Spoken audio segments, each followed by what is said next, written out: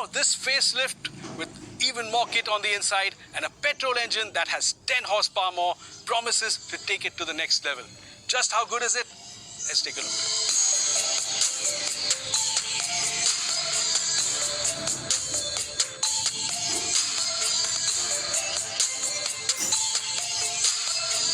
But first up, the new look, which frankly is a big departure from the earlier one.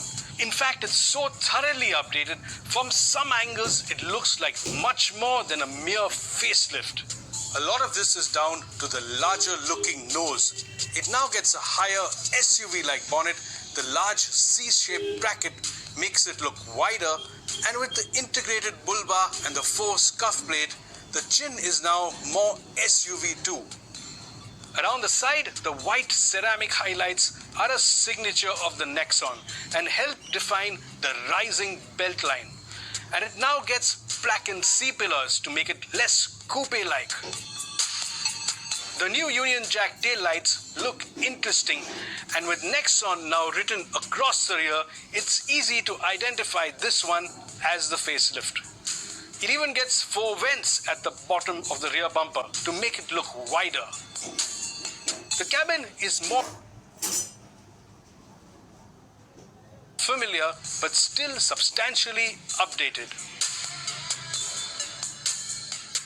So quite a lot new on the inside. First up is this tri-arrow design that comes right across the dash. There's this new steering wheel, the flat bottom steering wheel. Cruise control is new. You get this new instrument panel, a digital instrument panel, and a new sunroof. While the build of the dash feels tough and the buttons are well finished, the oversized drive mode knob is a waste of space. Tata could have easily used it to install something practical like a cup holder. Strange thing is, there still isn't a secure place to put your phone. There's a lot of hard edges here, it's a tight fit, and even when you roll back these blinds, these roller blinds, there's more angles and places your phone is likely to get damaged. So the safest place is to keep it in your pocket. Also, both the instrument panel and the touchscreen need to be brighter. Try and reverse in full sunshine and it is genuinely difficult to see obstacles on the screen. Still, the umbrella holders in the doors are a nice touch. The big cooled glove box is, well, cool. And then there's the even cooler Express Cool function. Express cooling on, windows may roll down. It even reminds you to put the window up via a voice prompt when the cabin is finally cooling nicely. The Nexon has always been a comfortable SUV to sit in. This in part is due to the space-efficient design and the roomy wide cabin. And it's pretty good in the rear as well. So surprisingly comfortable in the back, especially due to this long seat, this long swab gives you tremendous thigh support. There's a fair amount of knee room. You can keep your feet under the seat. You have a vent here for you, and despite the arched roof, there's a decent amount of headroom as well. There are no USB ports in the back, however, and that's something Tata could have fixed. The Nexon also gets Tata's IRA connected tech, and included in this software suite is the What 3 Words navigation aid. We didn't manage to test either, however, as the various functions weren't activated. When it comes to kit, you also get LED DRLs both at the front and the rear. You now get ESP as standard.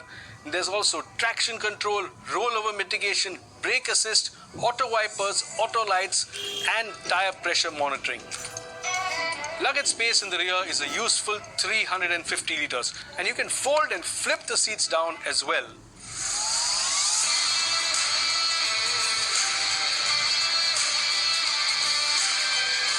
Tata's 1.2 petrol may be a 3-cylinder engine, but the only time you can really tell is when you fire it up. The Nexon petrol is also a bit smoother now. Tata have retuned this engine to make it a bit more powerful and, importantly, to make it smoother. The earlier one was extremely snatchy, and here, to some small extent, it has succeeded. But it still feels a bit jerky when you get on and off the throttle.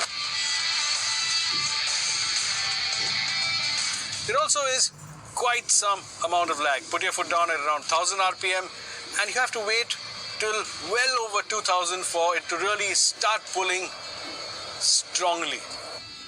And that at times in city traffic can be difficult. The engine does a fair job in the mid-range.